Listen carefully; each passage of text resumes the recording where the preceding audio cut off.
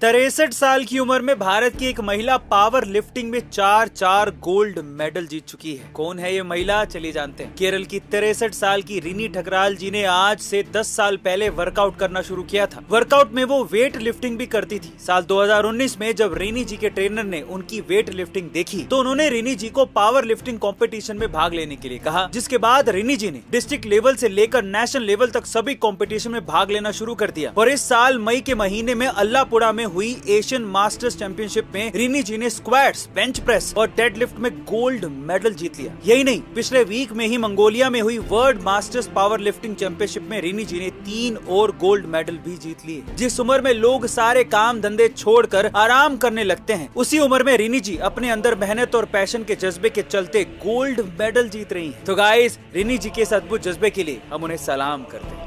हमारी भारतीय सेना ने अफ्रीका में उग्रवादियों के बीच फंसे 233 गोरखा जवानों को कैसे बचाया था और कैसे उन्हें सही सलामत भारत वापस लेकर आई थी, चलिए जानते हैं। दरअसल ये बात है 2 मई सन 2000 की, जब दक्षिण अफ्रीका के सिएरा लियोन में RUF के उग्रवादियों ने उत्पात मचा रखा था। इसे रोकने के लिए UN ने वहां शांति सेना भेजी थी, जिसमें भारत के गोरखा रेजिमेंट की 2 सैन्य टुकड़ियां भी शामिल थी। ये 2 टुकड़ियां सिएरा लियोन के केलाहू में तैनात थी, जो उग्रवादियों का गढ़ माना जाता है। शुरुआत में उग्रवादी सरेंडर करने के लिए मान गए थे, लेकिन जब सरेंडर करने का समय आया तो उन्होंने भारतीय सेना की इन 2 टुकड़ियों को ही बंधक बना लिया। जिसके बाद 12 जुलाई सन 2000 को ऑपरेशन खुखरी के तहत भारतीय वायुसेना, ब्रिटेन की रॉयल एयरफोर्स और UN की शांति सेना में तैनात जवानों ने मिलकर RUF के उग्रवादियों पर जोरदार हमला कर दिया और 70 से भी ज्यादा उग्रवादियों को मार गिराया। साथ ही 60 दिन से बंधक बने सभी गोरखा जवानों को सही सलामत भारत वापस लेकर आ गए। गाइस, क्या इसके पहले तक ऑपरेशन खुखरी के बारे में आप जानते थे? और अगर नहीं तो कमेंट सेक्शन में जरूर लिखिएगा। अगर आपके आसपास के सरकारी अस्पताल में आपको समय रहते इलाज और फ्री में मेडिसिन नहीं मिल पा रही है, तो इस अधिकार के बारे में जान लीजिए, आपको बहुत फायदा होगा। दरअसल सुप्रीम कोर्ट के मुताबिक संविधान के अनुच्छेद 21 के अनुसार देश के हर एक नागरिक को ये मूलभूत अधिकार प्राप्त है कि उसे सरकारी अस्पताल में समय पर इलाज और फ्री में मेडिसिन दी जाएगी। यही नहीं, सरकारी अस्पताल में मौजूद डॉक्टर आपको वही मेडिसिन देगा